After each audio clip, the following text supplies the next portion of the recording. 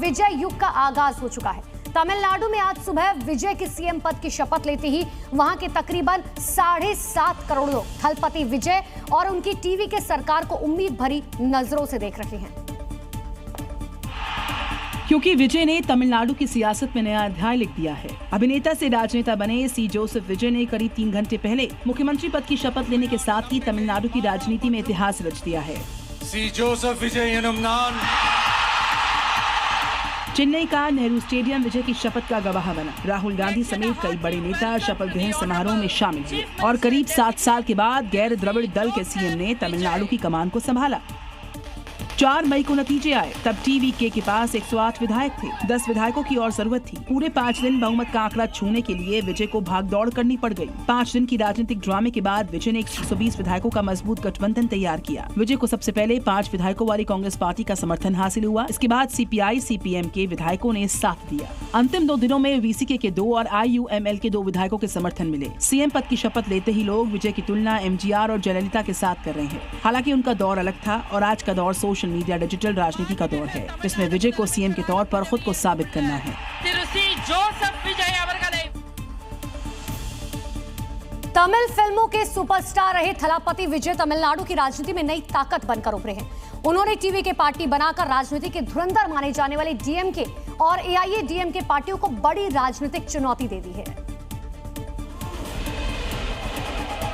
जिसके चलते उनकी राजनीतिक पारी इतनी ज्यादा आसान रहने वाली नहीं है, क्योंकि इससे पहले कई सालों तक 2 ही राजनीतिक पार्टियां तमिलनाडु की राजनीति का केंद्र रही, जिनका नाम है डीएमके और एआईएडीएमके। लेकिन पिछले कुछ सालों में विजय ऐसा चेहरा बनकर तमिलनाडु की जनता के सामने आए, जिससे लोगों की उम्मीदों को एक नया विकल्प मिला।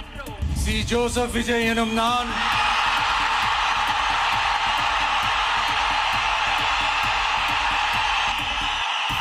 இந்திய அரசியல் அமைப்பின்பால் உண்மையான நம்பிக்கையும் மாறா பற்றும் கொண்டிருப்பேன் என்றும்। सिनेमा के पर्दे से सत्ता की राजनीति और सीएम की कुर्सी तक पहुंचने की विजय यात्रा इतनी आसान नहीं रही। इसके पीछे सालों की तैयारी और युवाओं के बीच लगातार बढ़ता उनका प्रभाव। विजय की सबसे बड़ी ताकत उनका विशाल फैन नेटवर्क रहा, जिसने उन्हें सीएम की कुर्सी तक पहुंचाया। नीट परीक्षा का मुद्दा रहा हो या फिर फिल्मों को लेकर टैक्स और सेंसर विवाद, सरकार के साथ टकराव ने उन्हें राजनीति की ओर धकेला। करीब 2 साल पहले फरवरी 2024 में उन्होंने अपनी पार्टी टीवीके का ऐलान किया और तमिलनाडु के लोगों को राजनीति में तीसरा विकल्प दे दिया। हालांकि उनकी असली राजनीतिक परीक्षा यहाँ से शुरू होती है, क्योंकि तमिलनाडु की जनता भरोसे की नजरों से अपने मुखिया विजय की तरफ देख रही है। यूपी की राजनीति में आज बड़ा दिन है। योगी सरकार मेगा कैबिनेट विस्तार में कई नए चेहरों की एंट्री तय मानी जा रही है। जातीय और राजनीतिक समीकरण साधने के साथ साथ बागियों और सहयोगियों को साधने पर भी फोकस रहेगा। लंबे समय से चर्चा में रहा सीएम योगी का मंत्रिमंडल विस्तार अब अपने अंतिम चरण में आ चुका है। दोपहर 3 बजे जनभवन में नए मंत्रियों का शपथ होगा। सूत्रों के मुताबिक 6 नए मंत्री शपथ ले सकते हैं, जबकि कुछ मौजूदा मंत्रियों की छुट्टी और विभागों में फेरबदल भी मुमकिन है। जानकारी के मुताबिक भूपेंद्र चौधरी, मनोज पांडे, कैलाश राजपूत, कृष्ण पासवान, सुरेंद्र दिलेर और हंसराज विश्वकर्मा का मंत्री बनना तय माना जा रहा है। मंत्री पद के दावेदार हंसराज विश्वकर्मा से जी न्यूज ने एक्सक्लूसिव बातचीत की, जिसमें उन्होंने कहा उनके पास फोन आया है। नहीं, पार्टी का जो निर्देश हुआ उसके मुताबिक मेरे पास जानकारी आई थी पार्टी की तरफ से, तो मैं माननीय मुख्यमंत्री जी से भी मिला था शाम को, तो उसकी जानकारी हुई।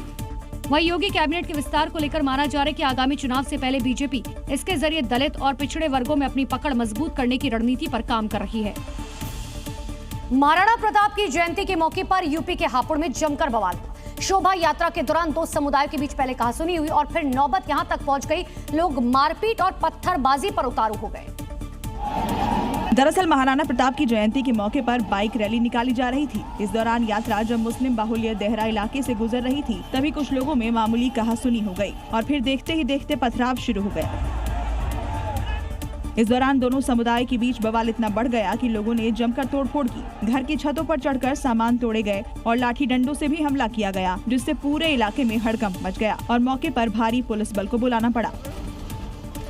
इस दौरान मारपीट में एक युवक गंभीर रूप से घायल बताया गया, जबकि पत्थरबाजी में 6 अन्य लोग भी घायल हुए हैं, जिन्हें इलाज के लिए अस्पताल में भर्ती करवाया गया है। वहीं इलाके में तनाव को देखते हुए सुरक्षा बढ़ा दी गई है। साथ ही स्थानीय पुलिस हमलावरों की भी तलाश में जुटी हुई है।